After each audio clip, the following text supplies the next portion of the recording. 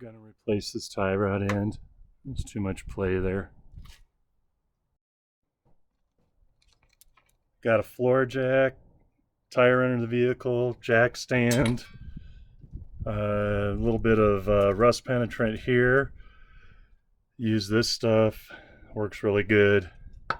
And then broke this nut loose, but I don't want to back it way off. I want to leave it pretty close to the end of the tie rod because I'm going to use this as my reference for when I thread the new tie rod end on. I'm going to take it right to there, lock it down, and that should get me relatively close to having the right toe setting for this vehicle. Now I got to get this right here is my cotter pin and castille nut, so I get the cotter pin and castille nut out next. So here's a part that can be a little bit of a problem. Actually separating the tie rod end there from the knuckle here.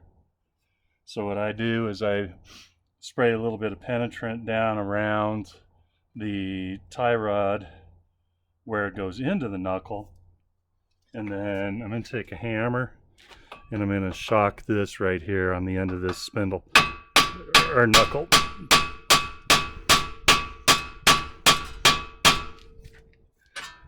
There you go, pops right out. You should never, ever, ever hit the end of those threads. Don't hit the end of the threads. It's a really bad idea. If for some reason you don't have the right part, you need to put that back on and you damage the end of those threads. It's a total pain in the ass to deal with, so don't hit the threads.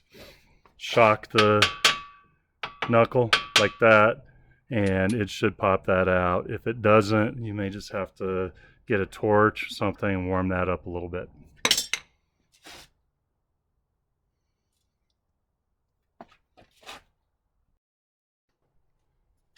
Alright, so now I'm going to use this pair of channel lock type pliers to hold the inner tie rod. I don't want to allow that to turn. I'm going to get on these two flats. That actually came loose pretty easy. Alright, actually I want to count the number of turns that I come off. So there's a half, 1, 1.5, 2, 2.5, 3, and so on.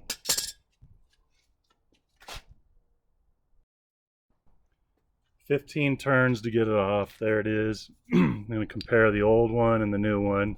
Just kind of make sure that everything looks good. Make sure everything fits and seats properly. And then I'll go ahead and start threading this on, counting the number of turns it takes to go on. So there we go. Half, 1, 1.5, 2, 2.5, 3, and so on.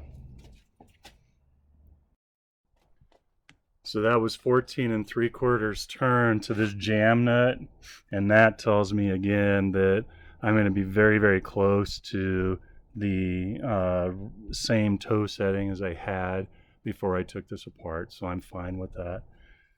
Put the tie rod back into the steering knuckle. And now I can snug my lock nut down.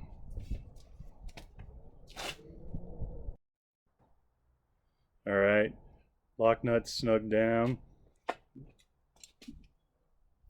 If you've never really dealt with a castille nut, essentially what happens is we've got that hole right there in the component, and this nut right here, we're going to thread it down until it's tight, and then we're going to align one of those slots with the hole.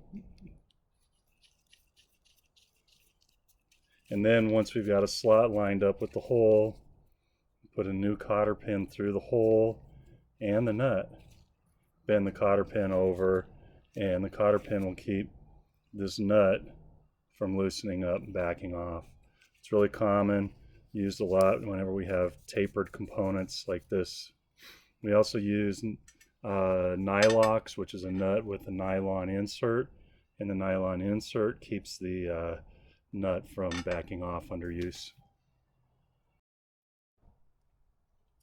Here's the castille nut, and here's the stud that I'm putting it up on, and it just went snug right there, but the holes aren't lined up with the slots in the nut, so I got to tighten it just a little more and get this slot here lined up with that hole.